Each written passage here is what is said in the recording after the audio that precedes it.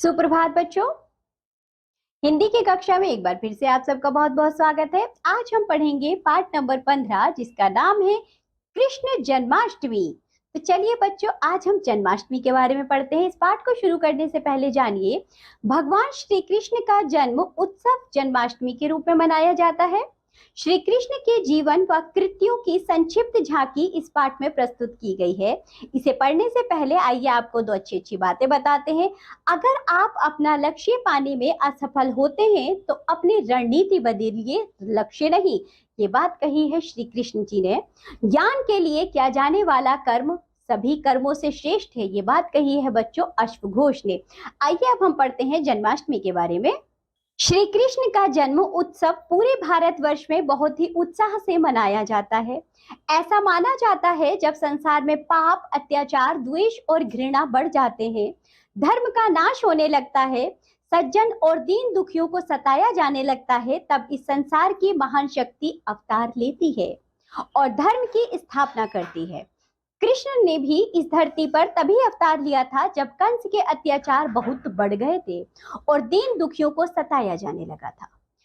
भाद्रपद के कृष्ण पक्ष की अष्टमी को रोहिणी नक्षत्र में रात के 12 बजे श्री कृष्ण का जन्म हुआ। देवकी और वासुदेव जी श्री कृष्ण के माता पिता थे।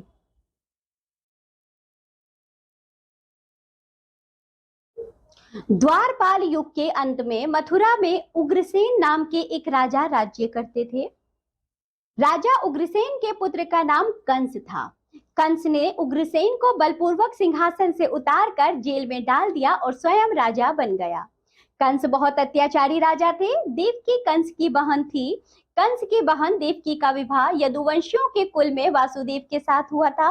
जब कंस अपनी बहन देवकी को विवाह के बाद उसकी ससुराल रथ पर लेकर जा रहा था, तब आकाशवाणी हुई कि उसकी 8वीं संतान तुम्हारी मृत्यु का कारण बनेगी।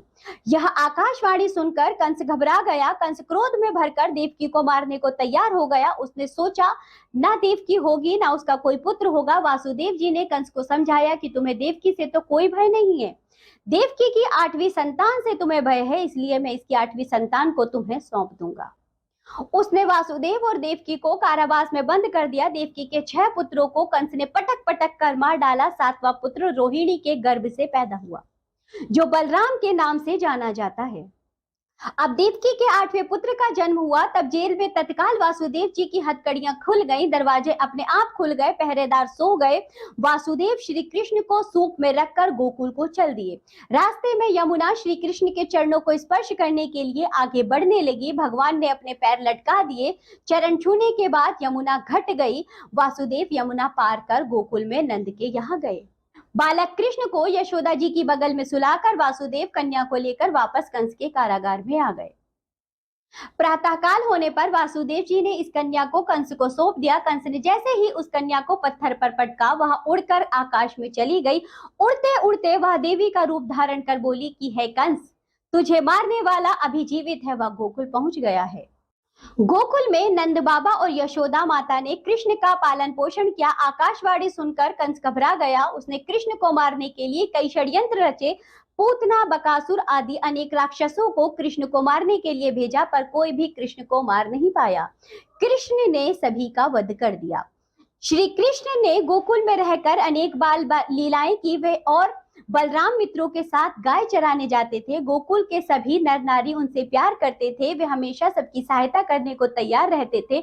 उन्होंने बड़ी बड़ी विपत्तियों से ब्रिज को बचाया। बड़े होकर श्री कृष्ण ने कंस और उसके पापों का अंत किया और अपने माता पिता देवकी और वासुदेव को मुक्त कराया। श्री कृष्ण ने लोक रक्षा के बहुत कार्य किए। उन्होंने समाज में छोटे समझे जाने वाले ग्वालों को अपना मित्र बनाया।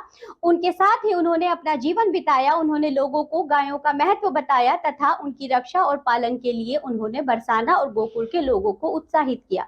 इससे खेती की उन्नति हुई। गौपालन से लोगों के स्वास्थ्य में काफी सुधार हुआ। श्री कृष्ण ने द्वापर युग में ब्रजवासियों को इंद्र के प्रकोप से बचाने के लिए गोवर्धन पर्वत को अपनी कनिष्ठ अंगुली पर उठाया। गोवर्धन पर्वत को गिरिराज जी भी कहते हैं। इस पर्वत की देश विदेश के लोग परिक्रमा करने आते हैं। जन्माष्टमी के त्योहार को मनाने का ढंग बहुत सरल और रोचक है। इस त्योहार को मनाने के लिए इस दिन सभी भक्तजन उपवास रखते हैं। सवेरे सवेरे अपने घरों की सफाई करके उसे सजाते हैं। वे कृष्ण की लीला का गान करते हैं। जगह जगह पर इनके जीवन की झांकियां सजाई जाती है। रात्रि के 12 बजे श्री कृष्ण का जन्मोत्सव मनाया जाता है। तभी पूजा तथा आरती कर भगवान को माखन और मिश्री का भोग लगाया जाता है और फिर भक्तजन अपना व्रत खोलते हैं। मथुरा, वृंदावन तथा ब्रज के अन्य नगरों और गांवों में तथा सारे देश में बड़े हर्षोल्लास के साथ यह त्योहार मनाया जाता है। तो बच्चों, इस पाठ में हमने सीखा कि श्री कृष्ण जन्माष्टमी का पर्व है।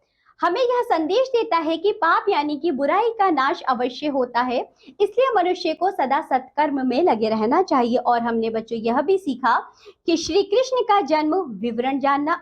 हमने इस पाठ में श्री कृष्ण का जन्म विवरण जाना, गायों का महत्व जाना, जन्माष्टमी त्योहार हर्षोल्लास के साथ मनाया जाता है, कृष्ण की लीला का गान करना और गौ पालन करना, साथ ही बच्चों सत्य और धर्म का पालन करना यह भी जाना। इसी के साथ ये पाठ होता है यहाँ समाप्त। अब हम मिलेंगे आपसे अगली कक्षा में, तब तक के लिए बाय बच्चों।